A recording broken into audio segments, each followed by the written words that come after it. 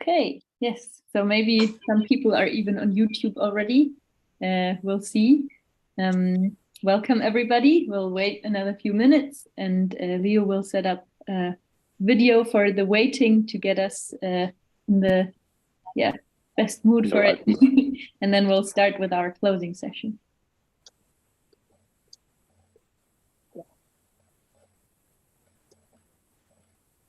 Oh, now we can see all of your screen though, Leo.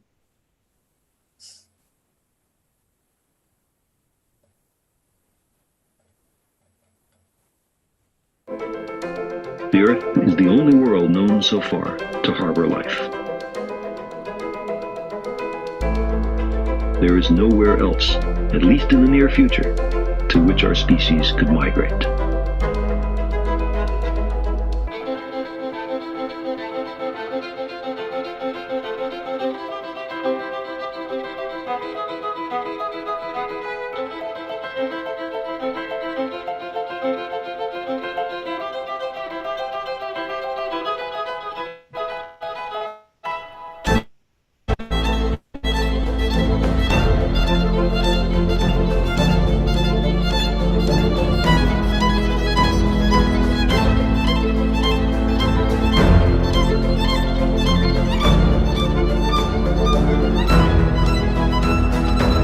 It has been said that astronomy is a humbling and character-building experience.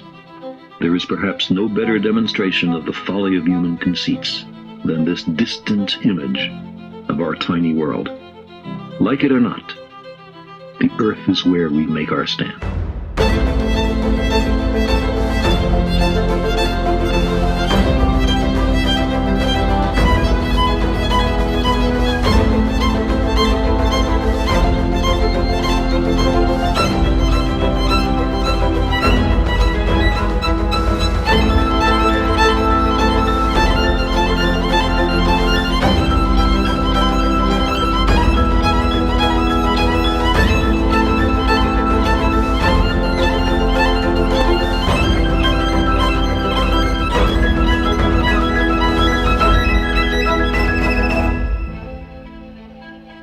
It underscores our responsibility to deal more kindly with one another and to preserve and cherish the pale blue dot, the only home we've ever known.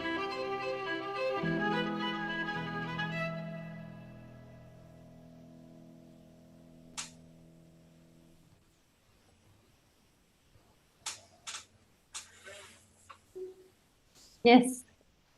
This meeting is being recorded. Fantastic. Okay, so thanks very much for playing that one, Leo. And as you see, we're on YouTube and we're recording, so we can get started very soon while we wait for some more people maybe to join in, as it is, you know, some minutes. We can maybe play one more and Leo can take care of it. And then we'll get started.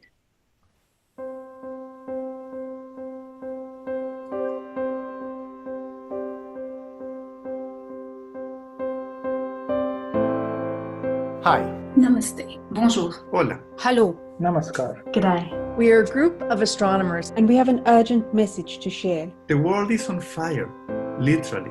The climate crisis Will only get worse if we don't stop burning fossil fuels. if we don't stop. Burning fossil fuels. We are the first generation to experience significant impacts of the climate crisis. Possibly the last one that can still make a difference. And the last one that can stop climate breakdown. That can still stop Climate breakdown. Astronomers have discovered thousands of planets around other stars. But not a single one. But not one of them is like Earth. Even if there was one, It would be much too far away. it would be impossible for all of us to move there. The Earth is our only home. The Earth Is our only home. We have to work together. Preserve the habitability of our unique planet. We all need the Earth. To sustain life. To sustain life.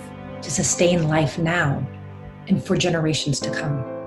So, become a climate activist yourself. Use that time to contact your political leaders and convince them to act now. to act Now. Now. My name is Deborah Fisher. Me llamo Jessica. My name is Sarah White. My name is Travis. माझं नाव आहे क्षितिज. My name is Natasha. मेरा नाम मनीषा श्रेष्ठ हो. My name is Michelle Willebrand. Ich bin Victoria Grenberg. My name is Shazreen Mohammed.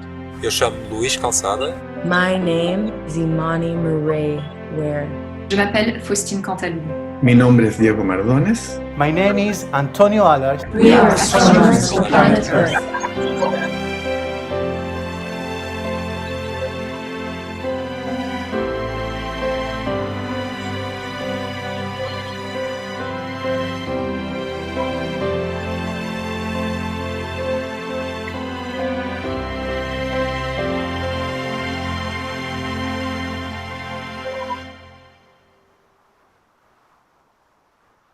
Fantastic. Thank you very much, Leo. Everyone also in the chat, I saw that's always a great response to those videos. It really gives us this sense of community and passion, motivation. So yeah, great to see them.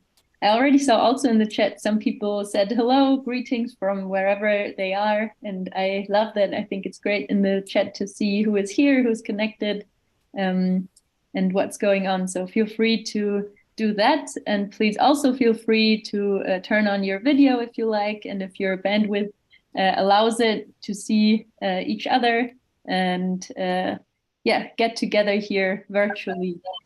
So with these words, welcome everybody to the closing session of the Astronomers for Planet Earth Symposium. While you are not talking, I think it might be good to mute yourself. But as I said in the chat, we welcome you a lot to exchange with each other and enjoy this closing session. So before I want to talk what we will do in the next time together here, I want to say thank you to everyone who joined the symposium and the discussion sessions, watched the videos, commented either under the YouTube videos or in Slack. It's great to see those responses also offline. And it was really great to be with everyone in Gathertown. I hope you all had fun there. Now just already a quick shout out, a quick thank you to everyone who helped organize this, and especially to the people who helped organize this right now and make sure the technical things go okay. So with this, welcome to the closing session. What we want to do now, while we're all together here in Zoom, thank you everyone for connecting, is that in the first little bit, we want to hear just some spotlights of how people got into A4E, how they got interested, what their motivation is, maybe why they joined and connected to the symposium, and how they liked it. And I'm really excited to hear from the 4 participants we invited to do this. And then afterwards, we will have a summary of what happened in the symposium, what people worked on, discussed, what they worked out, what they want to see for A4E to happen in the future. And at the end, we will have a sort of explanation again and presentation of how A4E works, how can we make the changes we want to see happen in our field, and where might A4E go in the future. Okay, so with this, I want to hand it over to the 4 participants, and I welcome them to speak a few words. Maybe we can start with Fatimi Zara Majidi. She has been also active in the organizing of the symposium, so take it away, Fatimi. Thank you so much. I feel super honored to be invited for talk for 2 or 3 minutes. That is a great opportunity. Thank you so much. And so kindly, Sarah just wrote us some questions in order to just open the session. So it was how did you join the entire symposium? So basically, I just got a random email in my inbox, and then it was just join us for A4E, and then we are astronomers and we are activists and stuff. So I basically just registered myself on the website, and then I also joined the Slack channel in general. And then I did nothing for the longest time. Like I just did nothing. I was idle.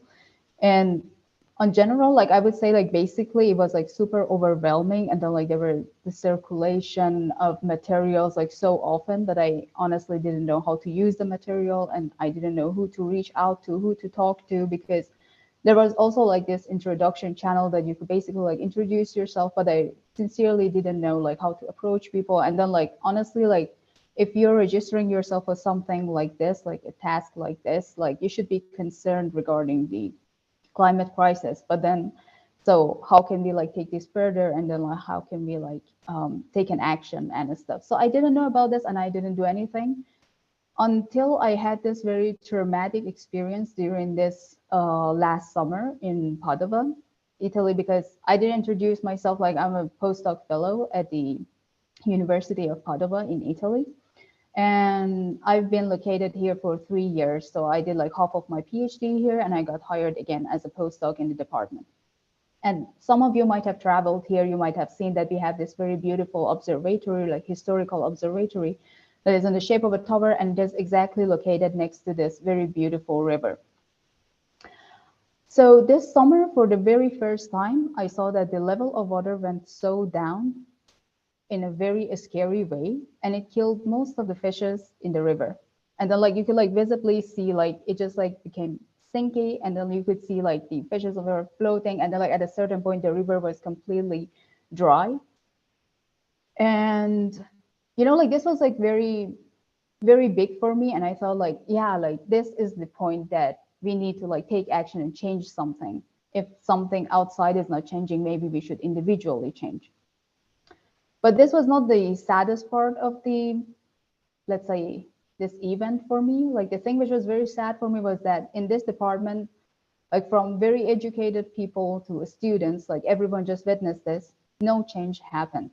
Like nothing basically happened. People just like recorded a video of it and then shared it on Facebook, and that was all. And at that point, I think that was it for me. Like I was just like, okay, I'm going to reach out to people, and whatever opportunity that comes out, I will just start to connect to people somehow. And when this like project for A4E came out, then I just like jumped on the opportunity, because I was like, okay, right now, like there's this stream that you can basically have a reason in order to connect to people and start talking to them and figure out that what are they doing and where are they going with this. And basically, let's say that when I joined this community, I wasn't looking for any big change. I just wanted to connect to like 5 or 10 people who were very consistent with what they were thinking, doing, and saying. So this is like something that we don't see very often. Like people are concerned, but they're not taking actions. So like in this meeting, it was a very fantastic opportunity for me to just start like having conversations. Like, for example, I had this very amazing conversation with Vivian, who was just saying that, yeah, you know, like even if I get an invited talk, I wouldn't fly, and then like I would just like do it online, because this is something that I can do. So I basically like change in this way. So this is like very fantastic and amazing to see, because you can see like you're not alone in all of this. Because I made this decision that from last year, like I will not physically be in a conference if I don't have a talk, or I wouldn't just like travel somewhere because of poster presentation. But it's always amazing to see that you can connect to people who are doing the same thing and they have the power to do so. So yeah, like, I mean, it was just amazing, and then like happy to be here, and I hope like we would connect even better, and then like generate some very trivial guidelines in order to how to change the lifestyle, and then like how to also like change the professional attitudes and codes of conduct and etc. So yeah, like happy to be here, and I hope like we can keep in touch. Thank you. Fantastic. Thank you very much, Fatima. That was great. And yeah, I think a lot of people amongst us and out there, also non-astronomers, share this sort of anxiety and overwhelmedness, like when, as you told, when you see dead fishes anywhere in the water, or so nature being attacked or affected, that always gets to us as human beings that are part of this nature. So thank you for sharing that. And then next, maybe Joy Olayiwola. Okay, good afternoon. Hi. Yeah, I'm Joy Olaiwola from Nigeria. I'm using my mobile phone. I'm in the market, so at one point you may hear some screams. I'm in the market. I needed to pick a few things, so I need to do this. Okay, so how did I join? Like Fatima said, I got a random mail from Sarah Wagner, and I think it was shared to an African list, maybe a list that existed from AFAS, because I saw the mailing list and then I saw Charles Takalana's name, so I assumed a list that I was among. Okay, so I saw this and I joined, and like I had said earlier, I'm a computer scientist, and I work with the space agency, the Nigerian Space Agency. So I want to, I'm building an interest in astronomy. So I'm an amateur astronomer, and anything that will just give me the opportunity to learn, I delve into it. So when I got this mail here, I registered. I just wanted to know what projects can you do, because so far here in Nigeria, it's just all about outreach. Astronomy is a part of STEM. We've just been taking astronomy as STEM, as a subject or as a field in STEM. So that's all I know. And then I just needed to know more. And that's why I joined this symposium. And it got my interest piqued when I heard there was a part of astronomy that concerns carbon footprints. I didn't know that. I didn't know we could connect that, because I think of astronomy as just there, the universe up there. So I never knew any of our actions could literally like affect what we do here on Earth. And like Fatima, this year in Nigeria, we experienced a lot of flood, even in states that I would normally categorized as dry states that will hardly see rainfall, but they experienced a lot of flood that displaced a lot of people from their homes. Some people were killed, and I wasn't happy. And when I inquired, I heard it was global warming, climate change, and I was wondering how did we get here? And we fear that that flood that happened may actually affect our food production come next year before the rains come again. So I was just wondering on my own, okay, so what do we do? Who is handling a project? How can we help? How can I help? How can I get involved? And with this coming on, it was quite interesting to hear the different things that we are doing. I didn't even know that even as an individual, I could calculate my own carbon footprints. I didn't know that. So, with this symposium, I now know that can happen. I now know there are some actions I can, reduce, to also help the environment, to get better. Okay, but some of the videos or some of the talks we had here, at some points I was busy, so I didn't join in, but I'm hoping to get those videos on YouTube like it was promised, so that I can follow on the projects that are available, and do some catch up. But I really want to say thank you to the organizers, and I want to say thank you to you, Sarah, because if not for your mails that kept coming in, I think I would have missed some of these some of the events. I would have really missed out. So you were consistent, and I want to really commend you for that. You were consistent. You kept reaching out, and because I'm always with my phone, so I get my mails on my phone. So once I just said, it was easy for me to connect. Most symposiums I register for, all I get is an hour or two. The reminders come an hour or two, and that's all. But you usually do 15 minutes you usually do on the hour, and that's very good. So thank you so much. Thank you so much. More of this, and I really hope to, after today, that we connect more. Let's hear what's going on.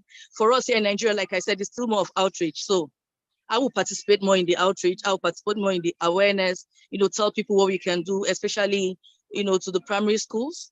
The kids are just coming up, get their interest in science and all, and in astronomy.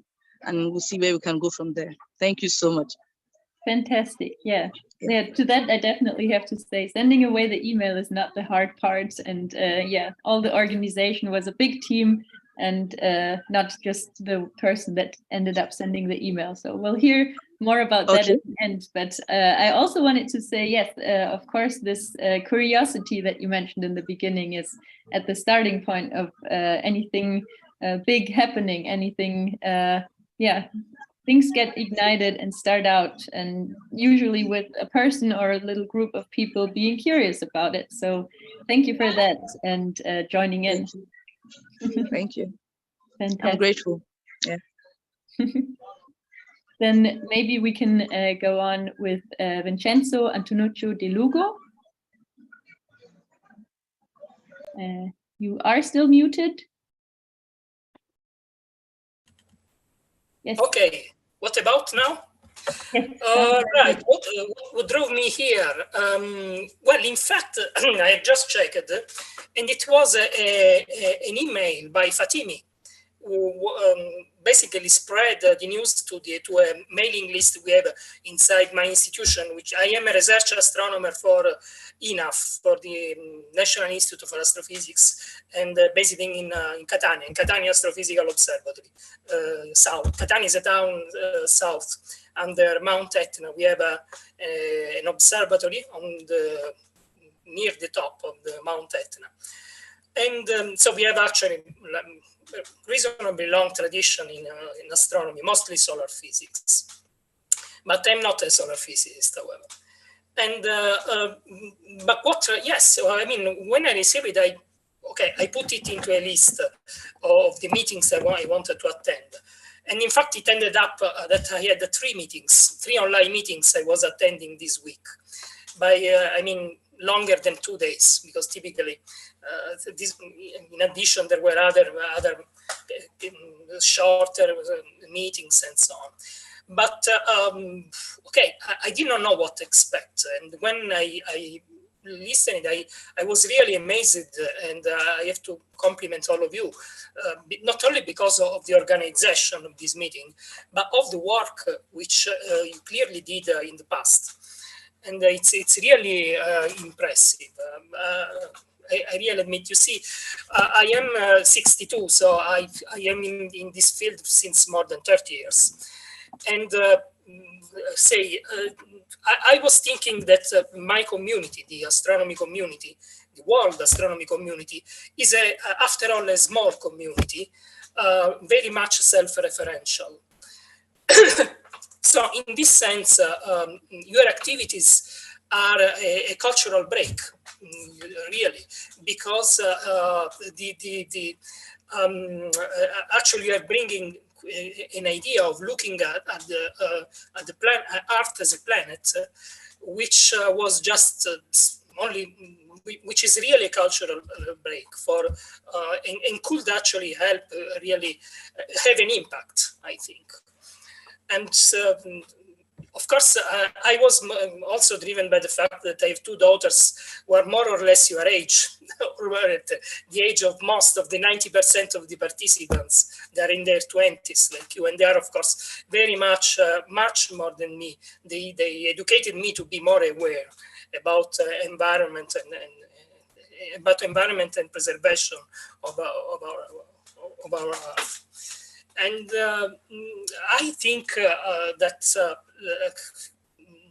with all the material you provide in the website, it will be easy for me and for all of us, I think, to spread more this awareness to the large community. I do a lot, for instance, popularization activities. So, but I never thought before of trying to spread also this message, this awareness about our planet Earth. So I will just say very, very much thank you for, I mean, and this is actually the possibility for me of attending this meeting is a proof that virtual networking and virtual conferencing is working. I mean, and I really hope that we all do our best to promote this, at least this form in the future. Right. Thank you again. Thank you again.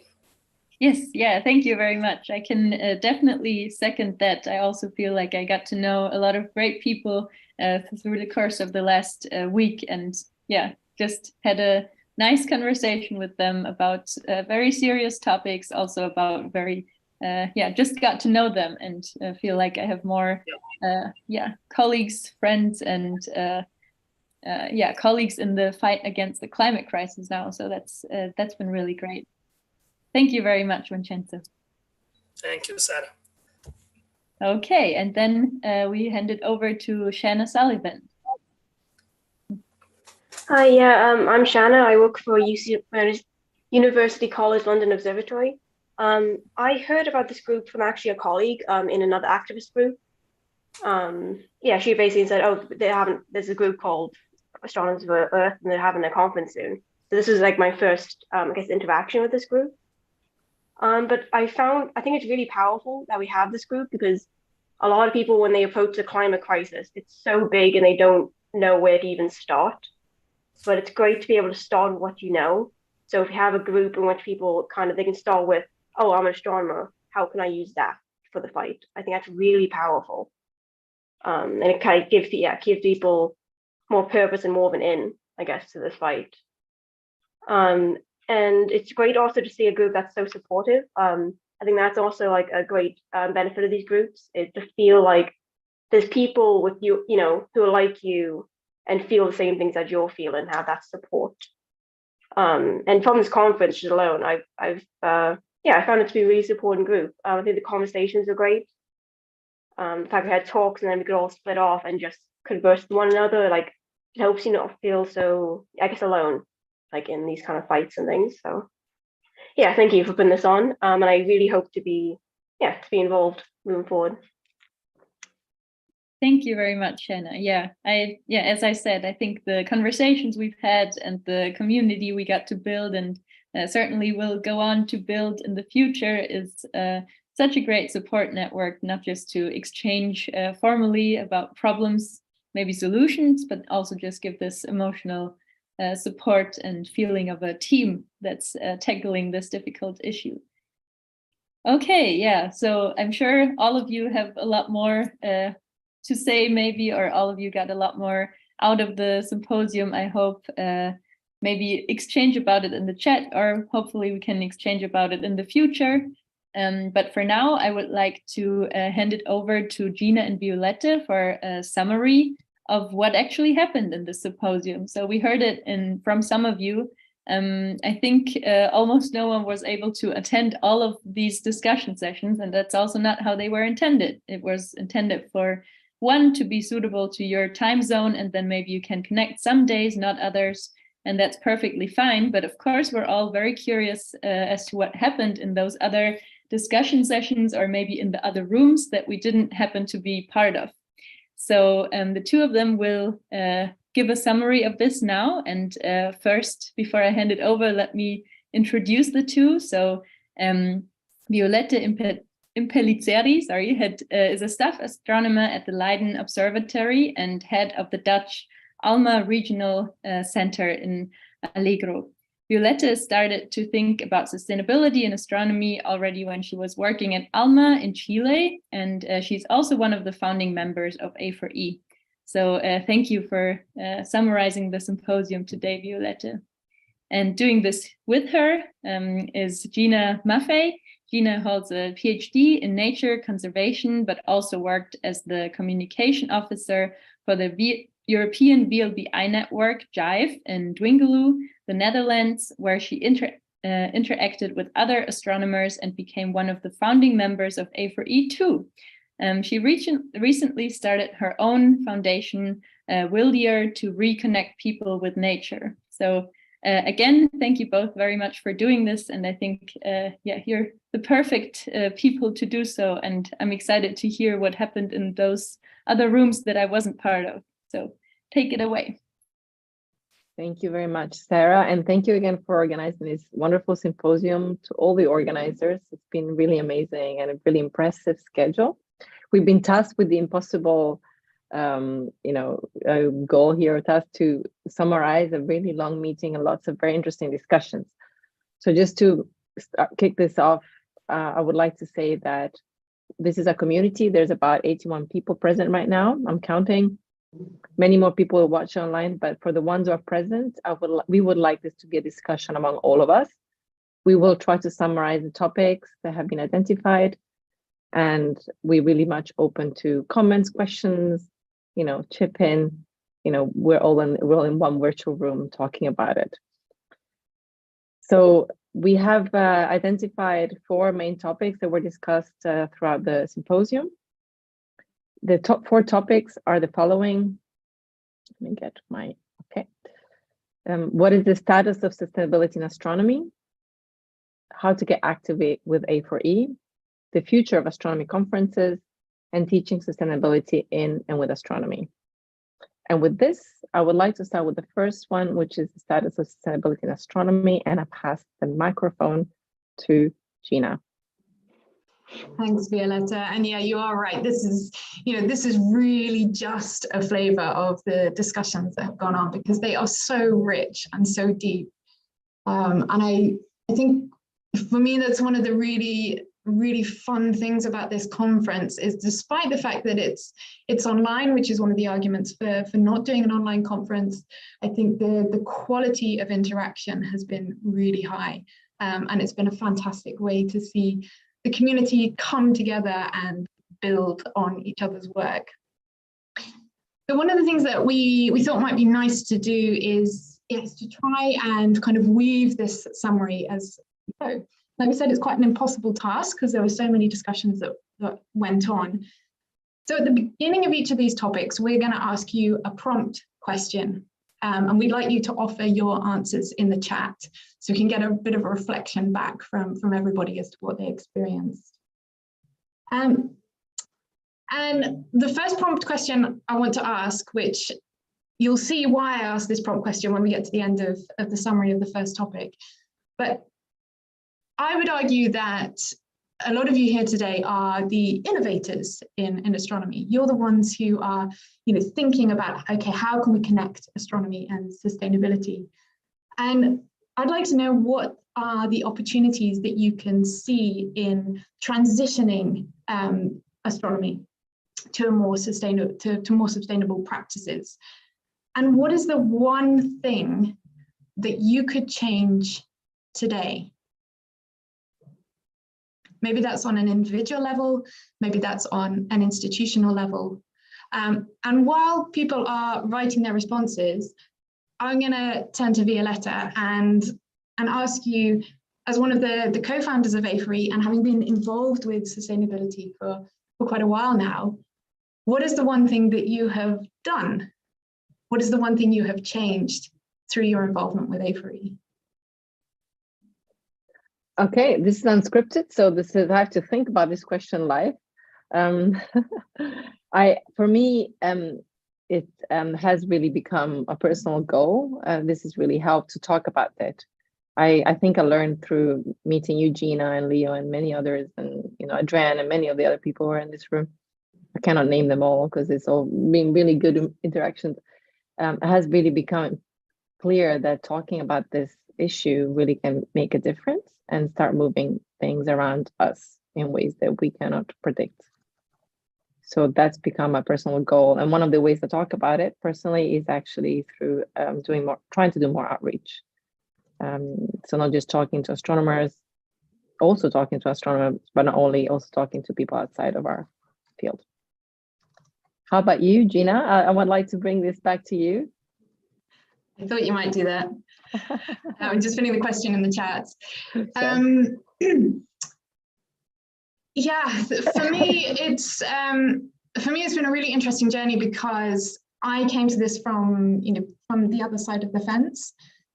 So a lot of my day-to-day work is about how the human nature relationships and how we connect with the natural world, and that's what I focus on, and how we build these stories around that relationship. And working with astronomers gave me such a big lens to look at that topic through. And to be honest, I hadn't really considered the night sky as an environment that was readily accessible for everyone. And I've used it repeatedly as a way for people to think about their own everyday connection with the natural world. And I think it's really powerful in that respect. So for me, it's been a complete eye-opener in that respect. And some of the themes that have come up around this status of sustainability, I'm really like, I'm trying not to get too distracted by the chat. I'm going to have to come back back to this. But there were some clear themes that came out. The idea of action and how we kind of manage individual to systemic action. How can we play a role in this process and ensure that sustainability is not just a side activity within that? And it kind of reminds me of a lot of these questions that have been going on at COP27 this year around questions of, okay, who's responsible for actions? And I think there was a big discussion at one point of, okay, but we're not the biggest problem within this. And I agree with that, but if we reframe that and we ask this question that you are answering now, what's the thing that I can do in my role, in my position, in my professional community? What can I change? Then I think that's a point of action to start from. Yeah. It also reminded me, looking at the discussions that there were around growth and degrowth, around waste and efficiencies, around energy transitions, incentivization within astronomy, funding and accountability changes. It struck me how this is really a system in transition. And in systems modeling, there's this beautiful model called a two loops model, where you have one system that it kind of grows and peaks and then starts to die effectively. And as it is dying, you've got this emergent system that is coming out underneath. And within that emerging system, you've got the power of connection and connecting networks. You've got the need for nourishing a community of practice. That's where I really see Astronomers for Planet Earth doing a huge amount.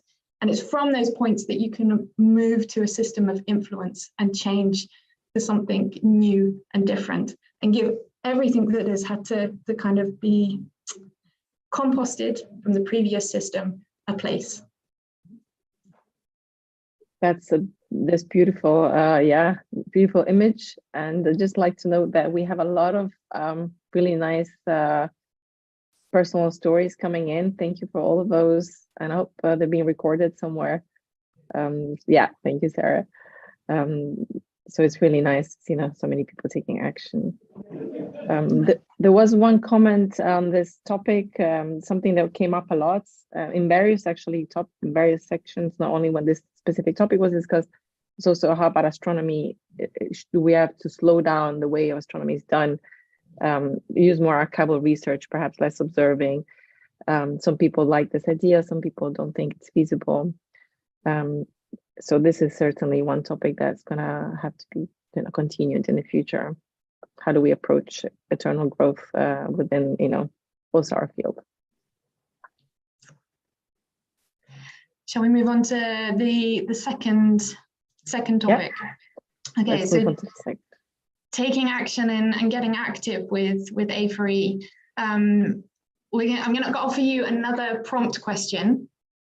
So we had some lovely stories at the beginning about what brought people to A4E, and I really liked hearing those, because for me, Astronomers for Planet Earth is really built on the stories of its members. So it's really insightful to get a look at, okay, what are the things that are attracting people, and why do people want to be part of A4E? But my question for you is, okay, as members of A4E, who is missing from the conversation, and how can you support them to take action? This could be in a professional or a personal capacity.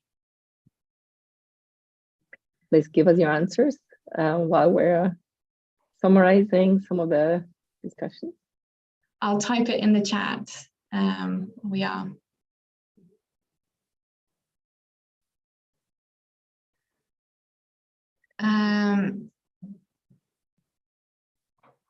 I'm getting really distracted by the chat. I'm sorry. I'm catching up on people's insights. One of the things that was really striking is this idea of cultivating a community. I think people are really feeling that need to connect with one another. There's been a suggestion of more regular meetups.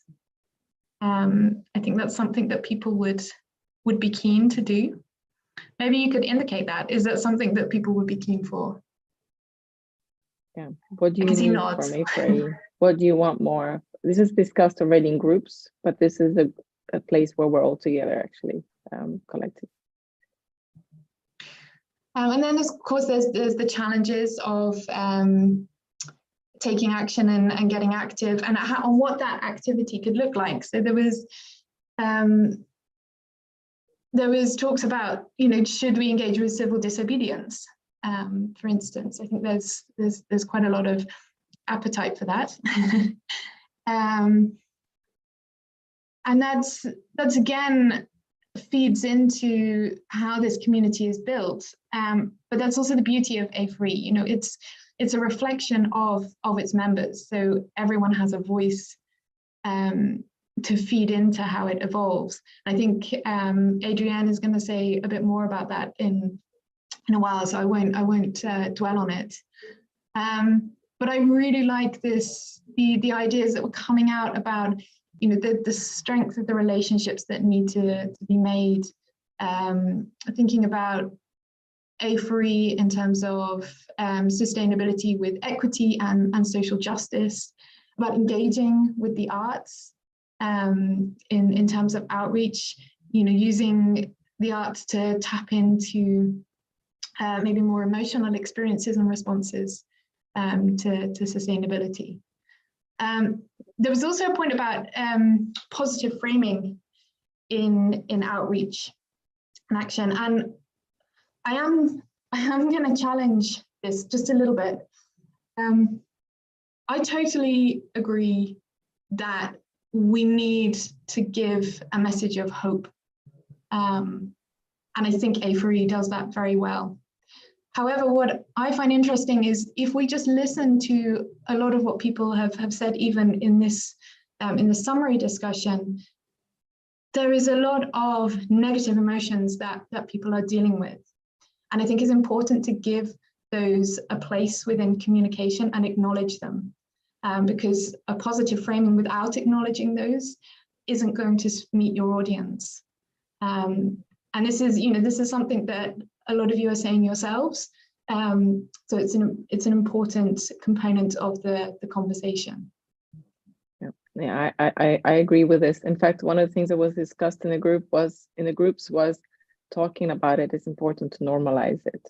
Also normalizing these negative emotions. We shouldn't hide them. They are part of the problem, and they help us acknowledge and take action, in fact. So they must be part of this discussion. Gina, I would like to go back to something you said, which is also important. And there was also an example with one of the discussions about, should you take action? Is this a political statement? Some people are afraid of getting involved in politics because we should be scientists and should not be political. But in my experience as well, I've dealt with this statement myself. People have told me this, don't get involved with politics. But there was a discussion that, in fact, not taking part in politics is also a statement. Activism is not radical because non-actions are also, radical. So we need to take action. It's the right thing to do. It's not a political statement. And I think that was an interesting point.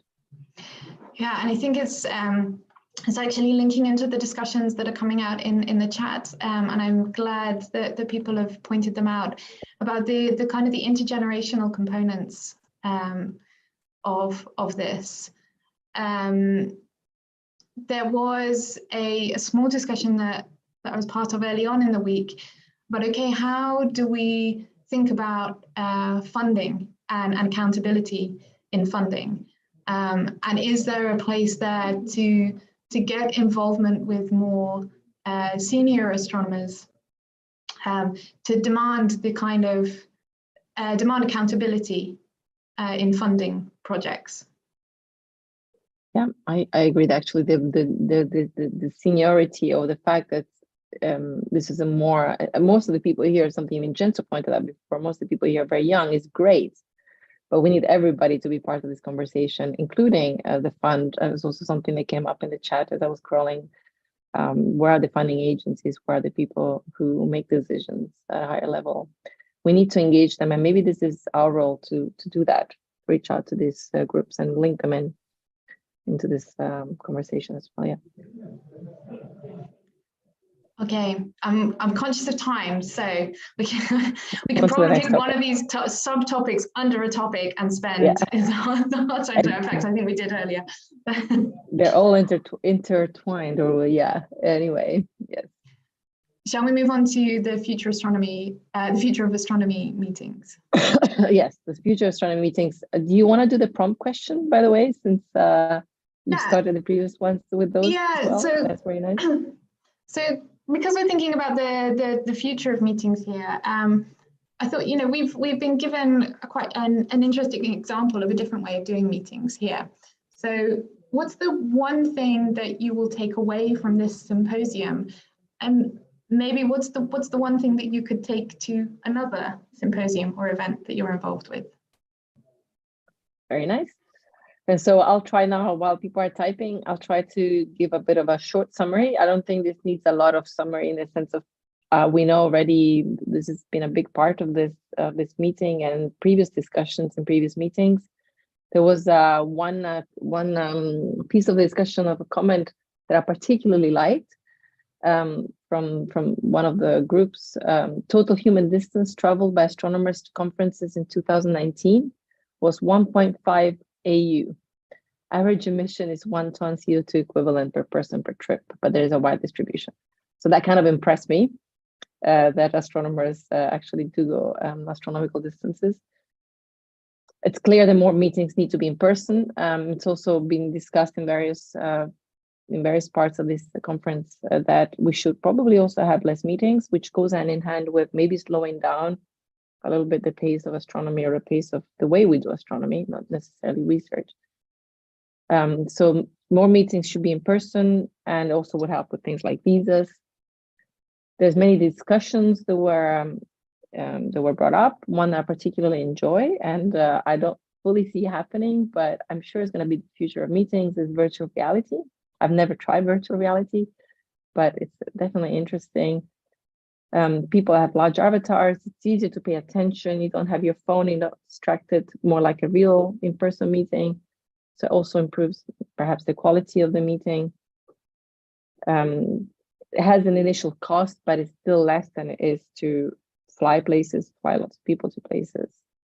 It does require large systemic change and cultural change, and again, can cause some nausea. I've not tried it, but I'm intrigued. It's clear that our carbon footprint for astronomers is very high, and so even though I don't see conferences in person finishing anytime soon, people are happy actually to see each other again after COVID. It is, I think, aiming for less is a virtue, something we should push our community towards.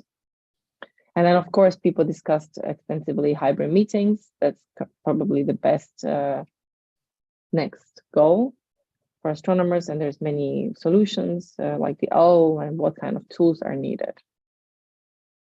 So that's basically a summary of most of the discussions that were had. I've not followed, Gina, have you followed some of the responses online? Yeah, there's this discussion of kind of a decentralized format, which I think is really, really good. There's, being able to connect in person with local groups and then feed into a larger kind of international or global discussion. Yeah, absolutely. And yes, people are pointing out advantages of working together and disadvantages, of course. One thing that was discussed also, and it's something I like, is the idea to have global meetings that are online, but then have national local hubs where people can meet, maybe travel by train and have smaller meetings in person, sort of combine it that way. This is also not something I've seen done, but I think it would be very useful.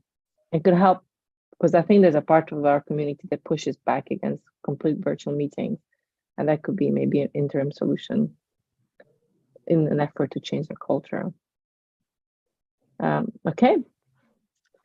Nice. We move on to our last and my favorite part of the of our 4 topics, which is teaching sustainability in and with astronomy. So I don't remember, do we have a prompt question for this? Maybe we don't. But no, I don't think we do, but we do have maybe a nice little activity we could do towards the end. Yeah, we'll do it at the end. Yeah. So this is it doesn't need much introduction, and it was discussed at various places throughout the meeting, and also part of the first topic. Astronomy is a very important angle for outreach. We need to teach astronomy in outreach events with the public, but also we need to start teaching it at university. There were a lot of really nice ideas that I made personally note of for outreach. We need to show how beautiful is our Earth, make clear it's a little paradise and it's unique. That's something astronomers can do. We can connect, with the Earth, talk about it as a planet. We can use it to talk with small children and always tell them our favorite planet is the Earth. Adrienne talked about the Mercury transit and ask how small is the planet. Julie talked about look up, educational resources should be shared. I think actually A4E, one of the reasons we want to create this community is to share resources on teaching and outreach. And that's something that's already happening, and it's really great. So that's certainly a big resource for all the members. And it's also interesting to use it to connect to basic physics and actually show people, make some climate concerns, make clear what actually is happening. So people understand the climate is changing, but from my experience with talking with public, not always cause and effect or the exact processes, physical processes are clear. And that's something that's really worthwhile for astronomers to teach. Leo pointed out that, and I think this is nice, astronomy, the next year is the year of astronomy in Germany. And this is something for our German colleagues to keep an eye out on.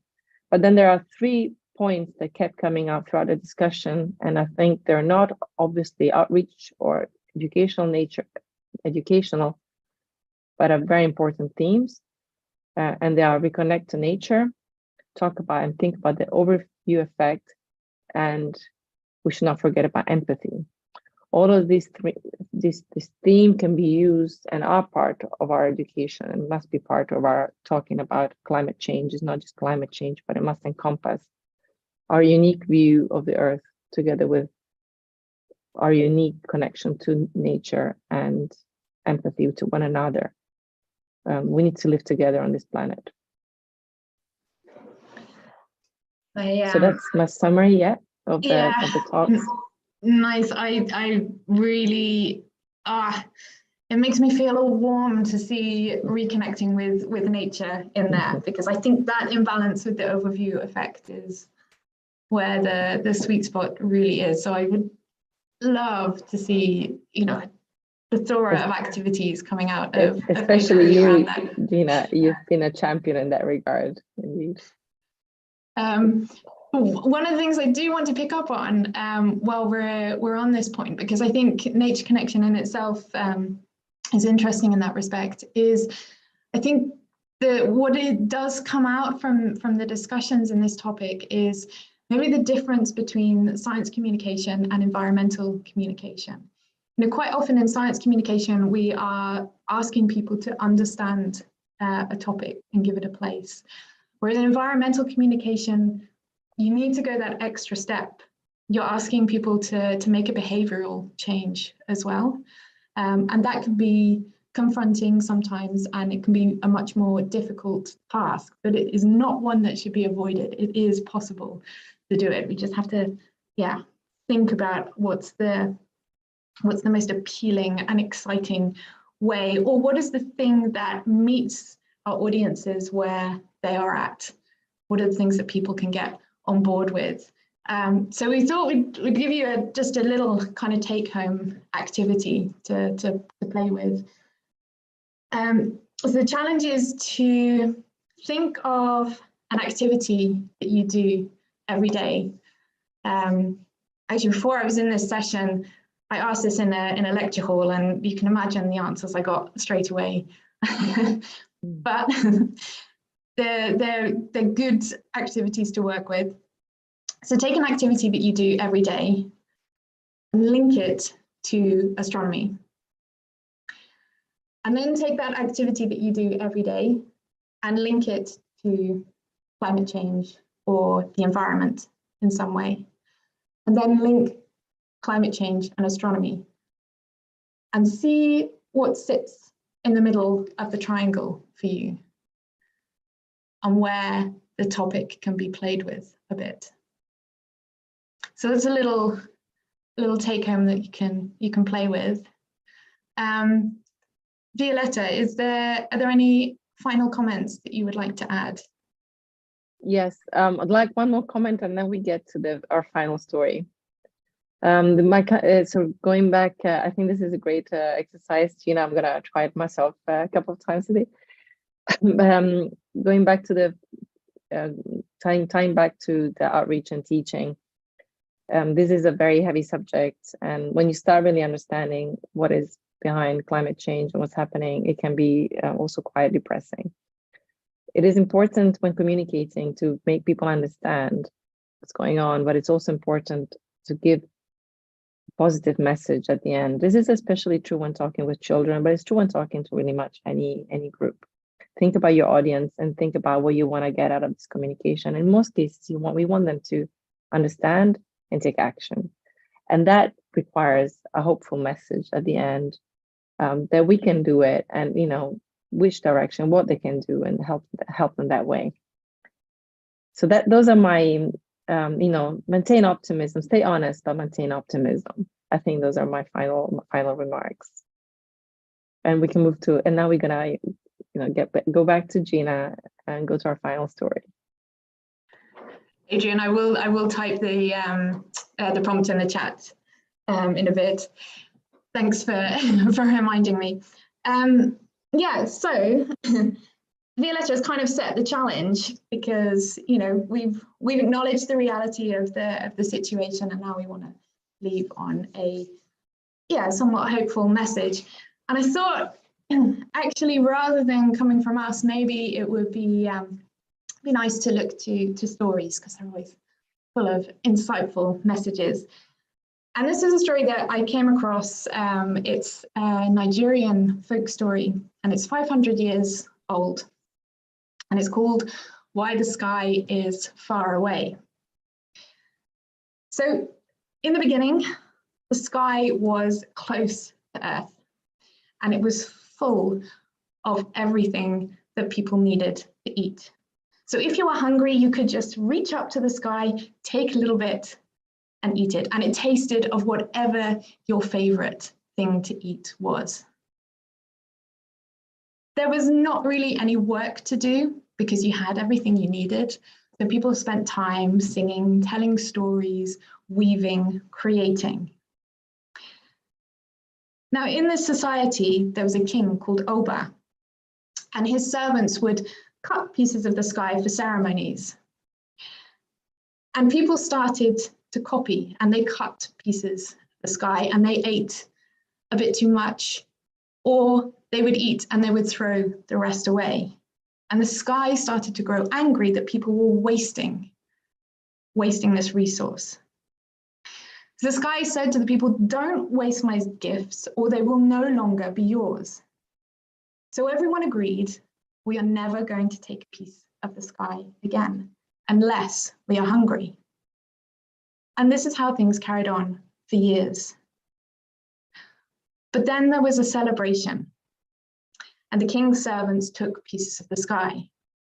And one of the guests, after the ceremony, said, oh, that was so good. I'm just gonna have a little bit more.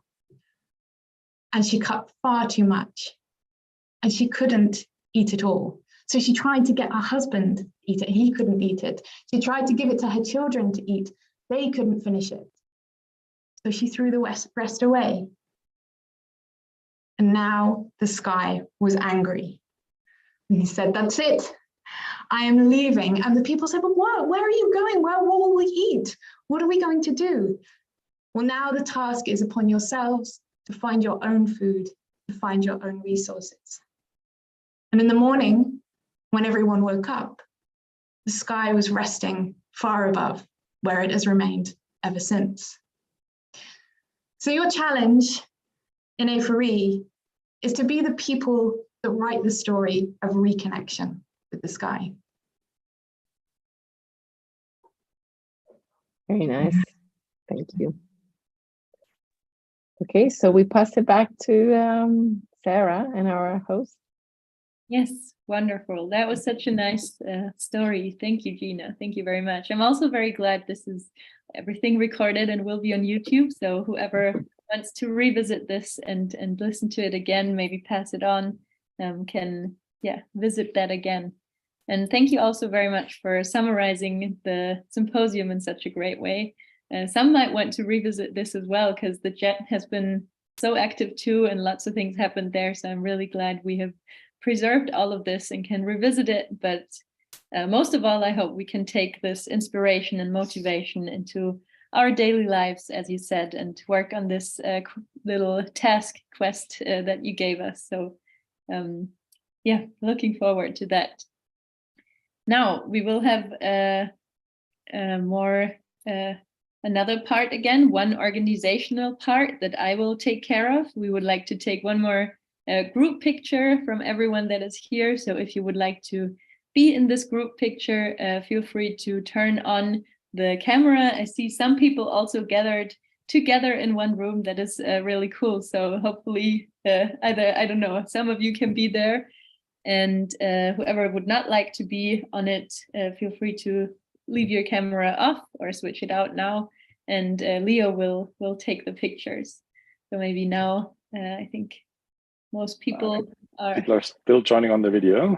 Yes, yeah, it usually takes some time, so feel free to get ready. And yeah, then maybe we give it a little bit more, another moment or so for everyone to tune in. Okay, well, think of something nice and smile, please. Okay.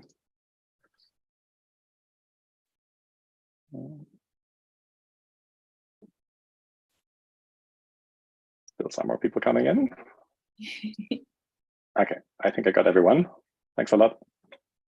Fantastic. Thank you much. Thank you very much, Leo. And one more organizational note from my side. So we'd all love to hear from even more people how you liked the symposium. If you have any recommendations, we're curious to hear your feedback. So we will send an email probably next week with a feedback form that we hope all of you can fill out, even if you weren't, or especially if you didn't attend the sessions. We'd also like to know, is there a better timing we could do? Were there problems with Gather or anything? So yeah, please look out for that and give us some feedback. And I think that has been everything from the organizational side. We will close the symposium with some words from Adrian and Leo, revisiting the operating system of A4E, and then closing the symposium. So that's it from me, and I'll hand it over to the two of them. Thanks, Sarah. I think Leo is going to share a couple of slides for me. This has been such an amazing event. I've learned so much from everyone, and I'm just blown away by all the different amazing and important conversations that have happened.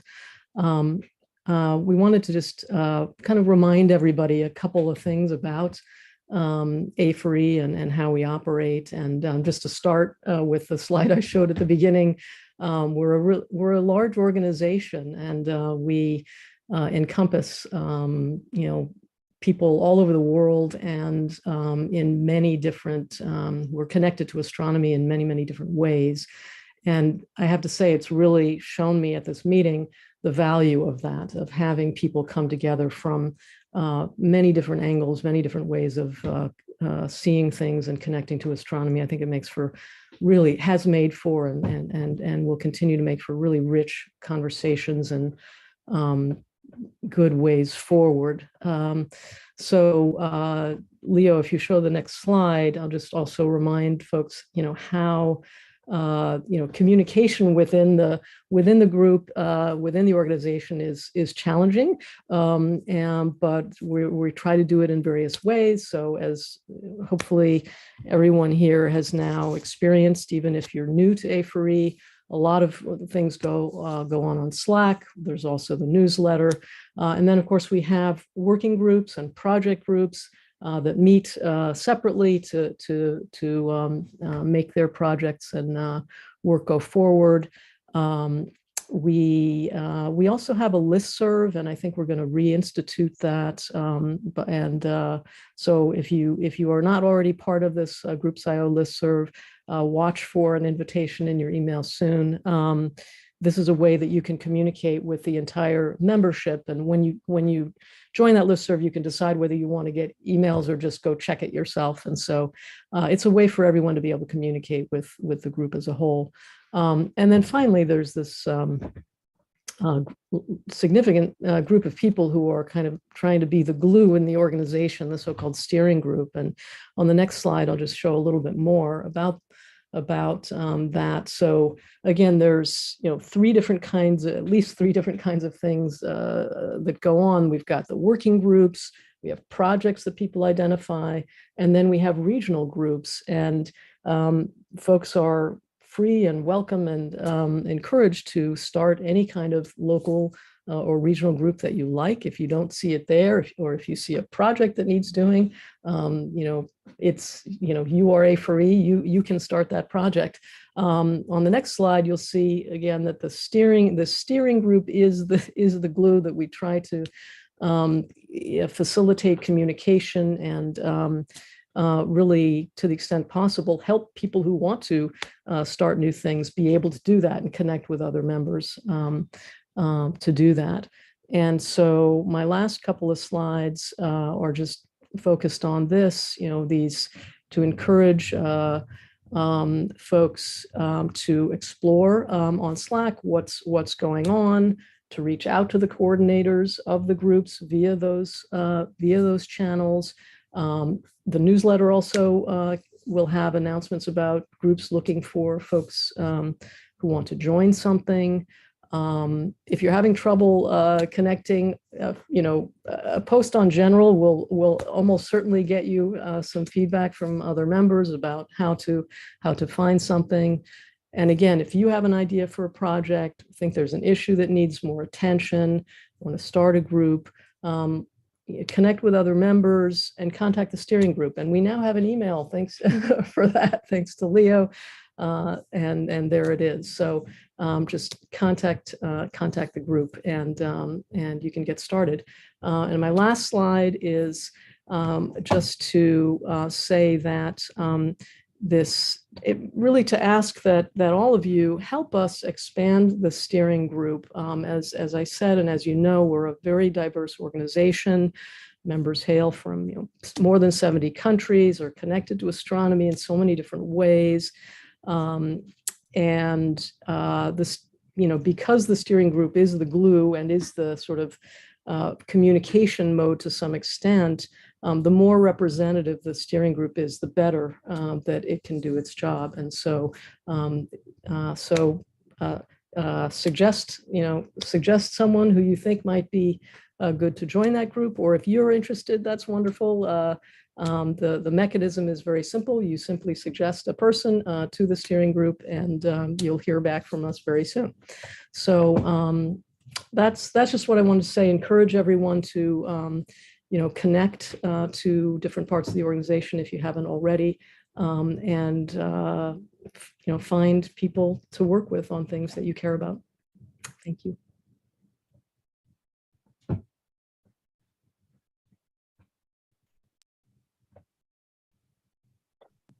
All right.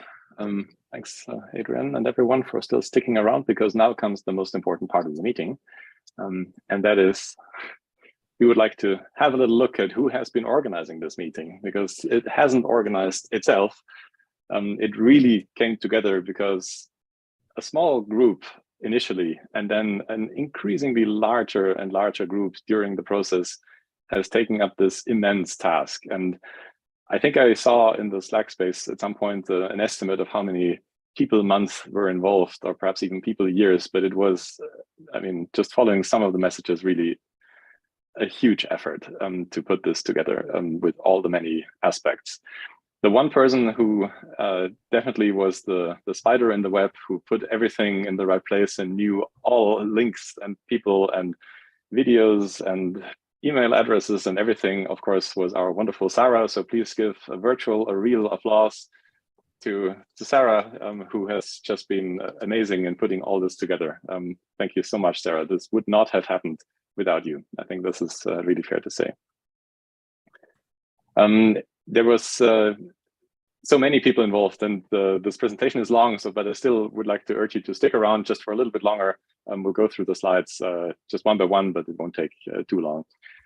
Another person very crucial for the meeting was Beatriz Mingo, who was head of the science organizing committee and put together the program of all the talks, the recorded talks, and got in touch with all the speakers and many other aspects, pestering and spamming everyone. And so thank you so much, Beatriz, as well, for putting this together. This has been a wonderful program, and many things still that every one of us can hopefully look at for many weeks to come. Lola has been absolutely elemental part of the meeting as well, and it's really hard to single out anyone because so many people have been amazingly involved in this. Lola has been one of the organizers of the VOC, the Virtual Organizing Committee, together with Gaurav Varadkar and also with Rika. It's coming up in just a second. They organized all the gather space and the Zoom links and the YouTube playlists and all that aspect what was really their work.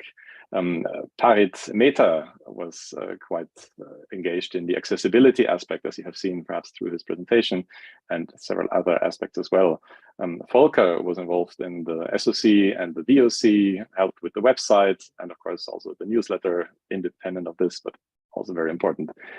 Rika, already mentioned before, was the connecting part to TFOM, the Future of Meetings Collective, where also Vanessa and Glenn Rees and a few others were involved in giving technical advice and just the expertise of how to organize a virtual meeting. They have done this, giving this advice already many times, and they're just an amazing group doing this all on a voluntary basis, just like we are doing. So thanks a lot, Rika and TFOM team as well for supporting us here. Ken Rice was one of the people who was also involved in the SOC and VOC as a discussion moderator, and helped us also with the code of conduct. Catarina Silva Fernandez also helped with the SOC, was the symposium email contact together with Lola, and there was lots of emails. I just learned this when we installed an email address and something went wrong in between, and I put myself on for testing purposes, and there was lots and lots of emails. So thanks for dealing with all these messages. This is really a lot. Adrienne, of course, was involved in the opening session and the advertising of the meeting and just the general feedback of everything as well. You know me. Agnieszka Janiuk was involved for the SOC, proposing invited speakers, reviewing presentations, the GABA discussions. Andrea Gokus was also involved in the SOC and VOC for the webpage, which lives on Indico, the organization and the contributions. Vivian Wild was involved in a number of activities, including the finances. We did have some sponsors for this meeting, luckily, and they also needed to be taken care of, and general support. Paul Woods was very much involved as well with the Virtual Organizing Committee, registration, social media, and a few other aspects. Steve Agnes is one of our filmmakers. He helped edit all the symposium videos, the introductory jingle that you saw, and just making sure that all things work right. So that was also a lot of work. Thanks a lot, Steve, too. Jessica, Steve's partner, assisted with the branding and produced the outreach presentation together with Steve. Didier Beret helped also with the scientific organizing committee and with a few of the presentations and speakers. Julie Bolduc-Duval helped as moderator and with online sessions. Abigail Frost helped with the logo design. This is our fancy logo that you can see here in the top right. This is Abigail's creation, and a lot with the early organization, and also now during the meeting with social media on Twitter and others. Katrina Gould helped also with graphic design of the poster, I believe, and coordinated the social media campaign. We were, I'm not sure if you followed this, but we were quite active on LinkedIn, on Twitter, on Facebook, and I think even a little bit on Mastodon during that week, and that was coordinated by Katriana. Annie Hughes was one of our discussion moderators. Alexander Kappes helped with the Indico page and the agenda. Miriam Kepler helped with the Gather space. Fatemeh Sarah Majidi helped also with accessibility and conference feedback. Adrian, do you want to say something now or later? Sorry. Oh, okay, just all right. Then Travis, of course, you saw in his talk, helped also with session moderating and gave an invited talk. Adam helped with organization, advertisement, moderating, just being active in the meeting. Charles Takalana helped with the SOC and also produced one of our invited talks and was present in the discussion sessions. Jitesh Torat helped as well with the Science Organizing Committee. Lantran, tech support, TFOM advisor. Catherine Williamson was one of our moderators. And all of you helped to make this actually a fun exercise and to just make this a meeting. So let's give a hand again to just everyone who helped and put this together. This was really a lot of work and so much effort. So thank you, everyone. Most of all, Sarah, but really everyone for putting this together. And yeah, with that, we're ending this first really truly global virtual A4E Symposium 2022. Thanks a lot for joining. We're hoping to see you back in one of our gather hours that we're about to establish on Slack or just by email, on social media, and of course at next year's symposium. And the organizers for that are still being searched. So let us know if you want to do that. Thanks a lot for joining. And if you want, you can also just stick around a little bit in the Zoom room and we can have more discussions or split up in splinter rooms, but perhaps you also just want to enjoy your Friday evening now. So goodbye. Thank you, everyone. Thank you, everyone. Goodbye. Talk to you soon, hopefully. Thanks all. This is a wonderful group of people. Yeah, thank you, everyone. Thank you very much to all of you. It was great.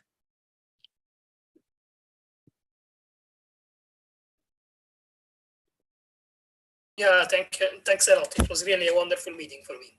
Thanks. All the best. Thank you, Vincenzo. We'll see soon, I hope.